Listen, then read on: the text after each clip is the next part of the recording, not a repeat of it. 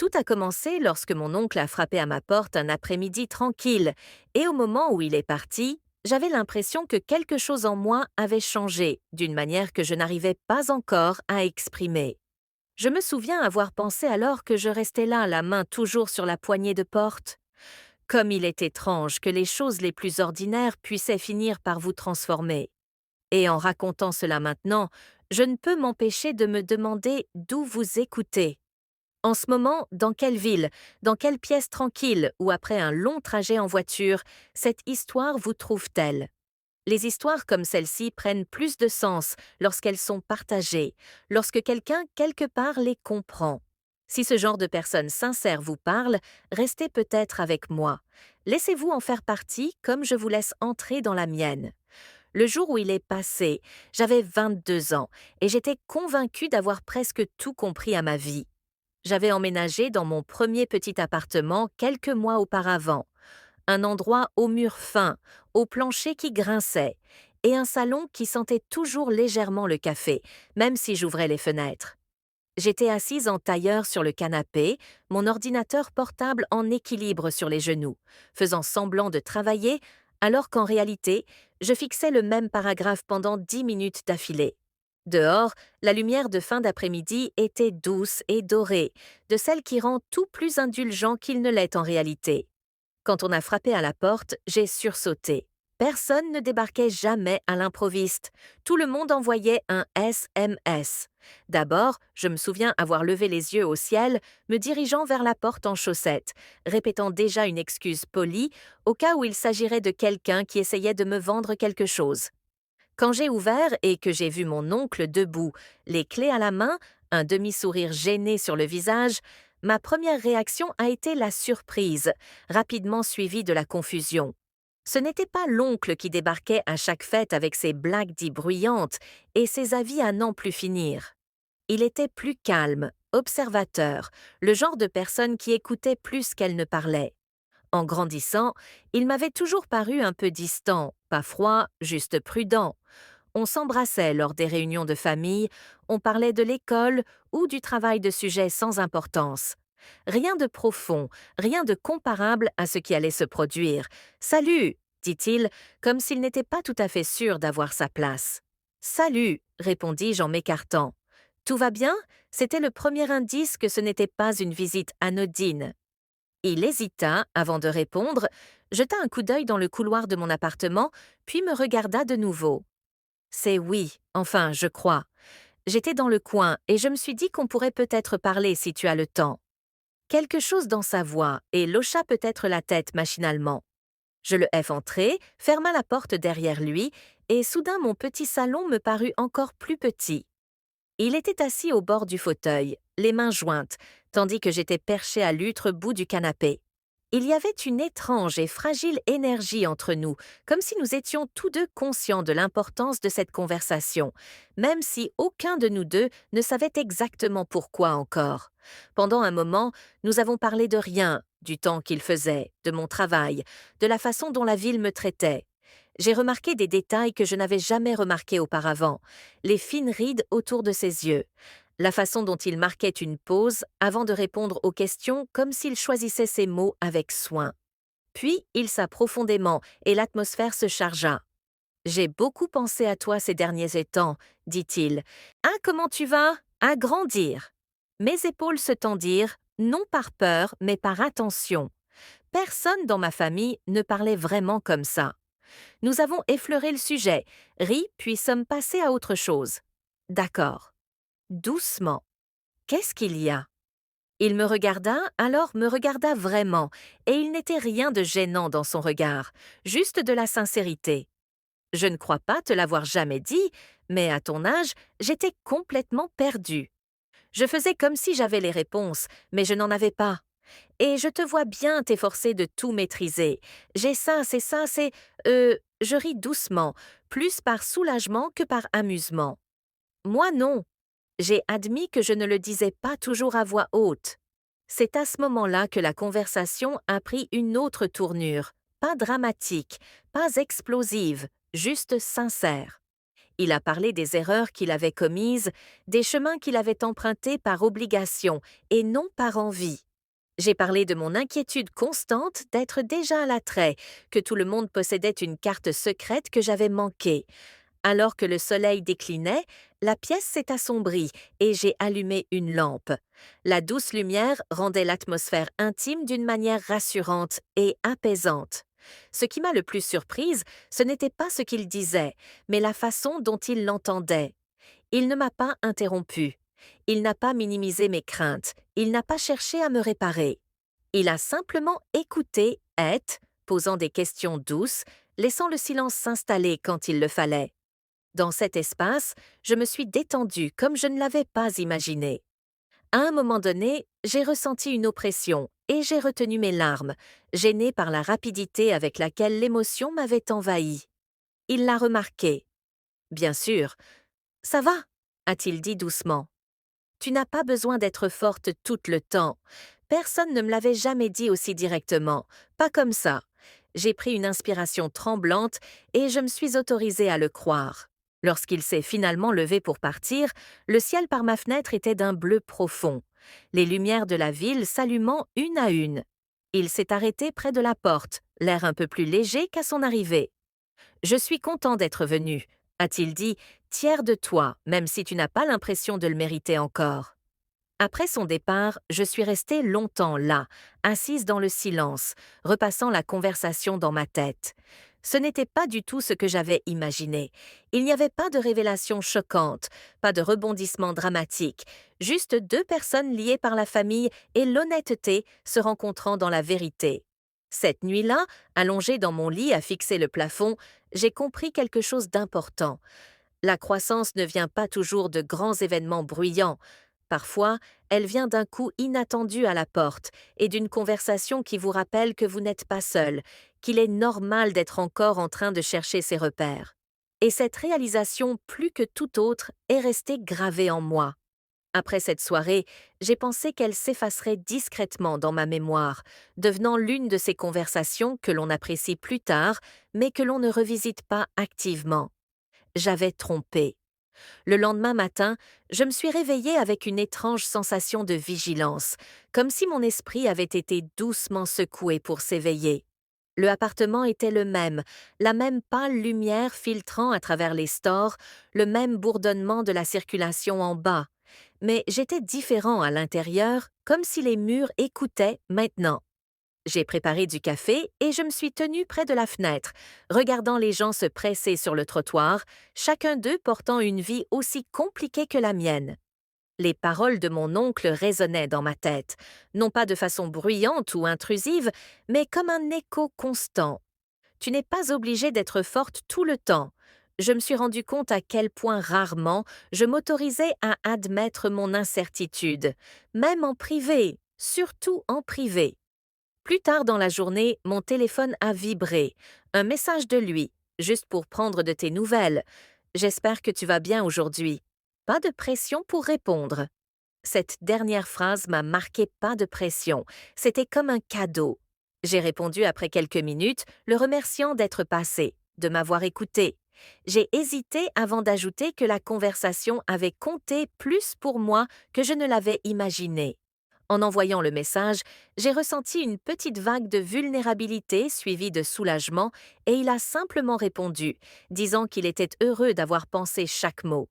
La semaine suivante, nous avons parlé plus que jamais auparavant, pas constamment, sans être intrusif, mais lors de ces échanges réfléchis et espacés, qui étaient intentionnels. Parfois, c'était lui qui me demandait comment se passait le travail. Parfois, c'était moi qui partagissais une petite victoire, comme avoir enfin pris la parole en réunion, ou une petite angoisse, comme cette panique sourde qui s'insinuait tard le soir, quand je pensais à l'avenir. Il n'a jamais traité mes petites inquiétudes comme si elles étaient insignifiantes, même lorsque j'essayais de les minimiser moi-même. Un soir, il m'a demandé si je voulais aller prendre un café. Juste un café, a-t-il insisté dans un lieu public, si cela me convenait. J'ai été surprise de constater à quel point j'appréciais qu'il le dise à voix haute, reconnaissant mes limites au lieu de les présumer. J'ai dit oui. Nous nous sommes retrouvés dans un petit café près de mon appartement, le genre d'endroit avec des chaises dépareillées et une musique douce qui donnait envie de s'attarder plus longtemps que prévu. Quand je suis entrée et que je l'ai vu déjà assis, remuant distraitement son verre, j'ai ressenti un mélange de familiarité et de nouveauté. J'ai eu l'impression que nous avions choisi d'être là, de poursuivre la conversation au lieu de la laisser s'éteindre. Nous avons parlé de livres que nous aimions, de la façon dont certaines chansons pouvaient instantanément nous transporter à une autre époque. Il m'a confié ce qu'il aurait aimé faire différemment dans sa jeunesse. Non pas avec regret à proprement parler, mais avec lucidité. J'écoutais, réalisant combien les adultes parlaient rarement honnêtement de leurs propres incertitudes et combien souvent ils prétendaient avoir toujours eu confiance en eux. À un moment donné, il m'a demandé ce que je voulais, pas au sens professionnel du terme, mais plus profondément. Quel genre de vie imaginais-je pour moi-même? La question m'a prise au dépourvu. Je fixais ma tasse, observant la vapeur monter, gagnant du temps. Je veux être ancré, ai-je fini par dire, comme si je faisais des choix qui m'appartenaient vraiment. Il a hoché la tête lentement, comme si cette réponse avait de l'importance. C'est un bon point de départ, a-t-il dit, et beaucoup de gens ne se posent même jamais cette question.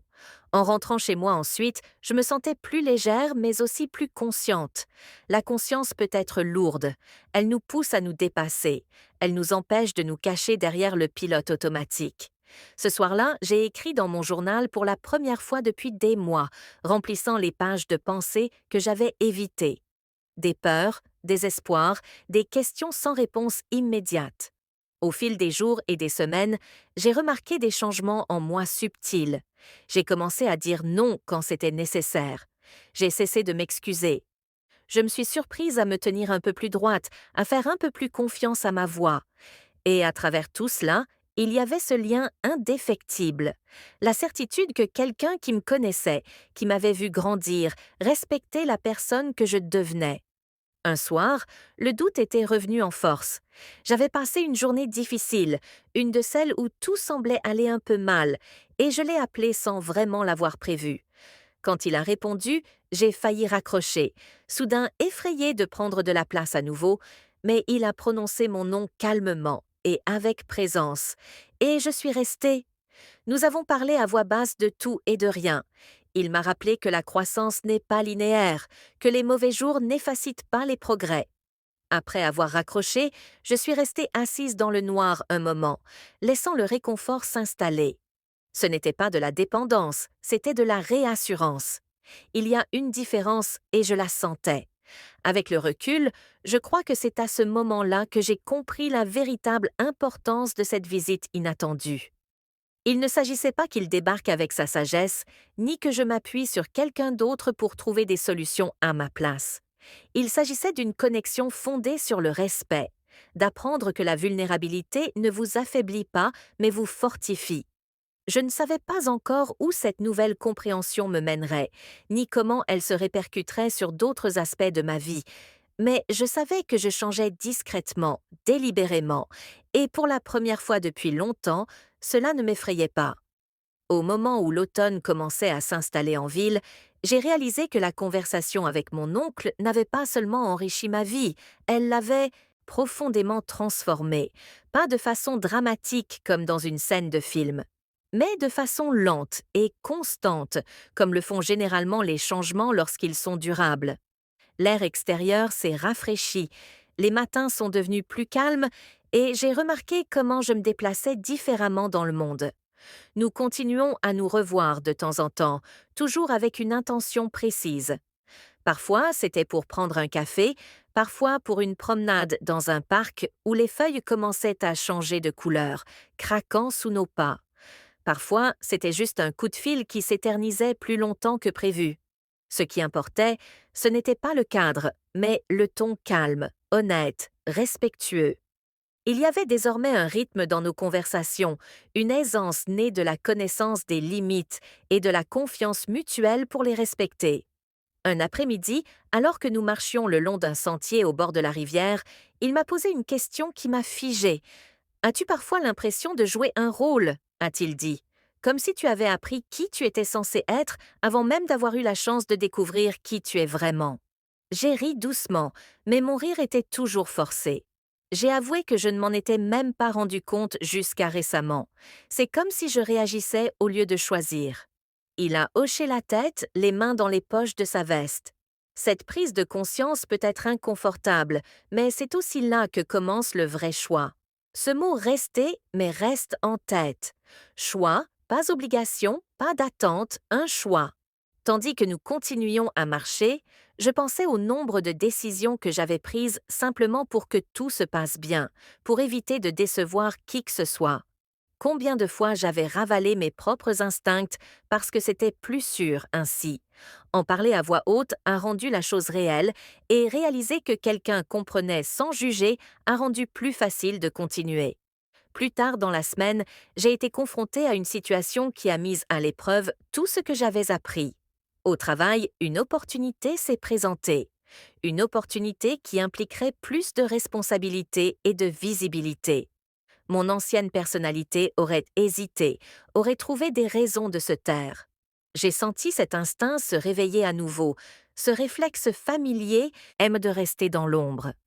Mais j'ai aussi entendu la voix de mon oncle dans ma tête, non pas me disant quoi faire, mais me rappelant simplement que mes choix comptaient. J'ai levé la main, j'ai parlé. Ma voix a tremblé au début, mais elle ne s'est pas brisée. Lorsque la réunion s'est terminée, je suis restée assise, le cœur battant la chamade, réalisant que je venais de m'engager dans quelque chose, au lieu de m'en éloigner. Ce soir-là, je lui ai raconté ce qui s'était passé. Il ne m'a pas félicité bruyamment. Il a simplement dit « Je suis vraiment content que tu aies eu confiance en toi. Cela a eu plus de valeur que n'importe quel compliment. » Un changement plus profond s'opérait également que je n'ai pas pleinement perçu jusqu'à ce qu'il ressurgisse inattendu. Un soir, alors que nous étions assis dans le calme de mon salon, des tasses de thé refroidissant sur la table, il m'a demandé comment allaient mes relations, mes amis, mes relations amoureuses, ma vie en dehors du travail. J'ai hésité un instant, puis la sincérité a pris le dessus. Je crois que j'ai eu peur d'être vue. Je dis vraiment vue. Il est plus facile de rester léger. Il a écouté comme toujours sans m'interrompre. Quand j'eus terminé, il dit se montrer tel qu'on est, c'est risqué, mais c'est aussi comme ça qu'on a créé le lien.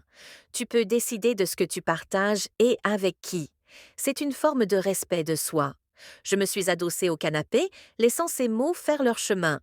J'ai réalisé que j'apprenais à quoi ressemblait une relation saine, en direct.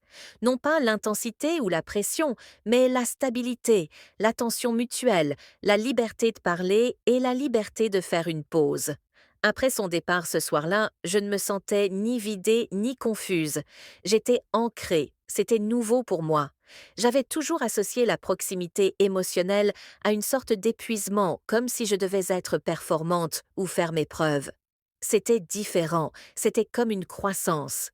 Au fil des semaines, j'ai commencé à mettre en pratique ce que j'avais appris dans d'autres aspects de ma vie. Je me suis confiée à une amie sur des peurs que je n'avais jamais exprimées. J'ai posé des limites à quelqu'un qui les franchissait constamment. J'ai passé plus de temps seule, sans me sentir seule, apprenant à apprécier ma propre compagnie au lieu de la craindre. Chaque petit choix renforçait le suivant, comme si je construisais quelque chose de solide de l'intérieur. Un soir, allongée dans mon lit, j'ai repensé à ce premier coup frappé à ma porte. Comme j'avais été surprise, comme j'étais mal préparée. Si on m'avait dit à l'époque que cela mènerait à ce genre de transformation intérieure, je ne l'aurais pas cru.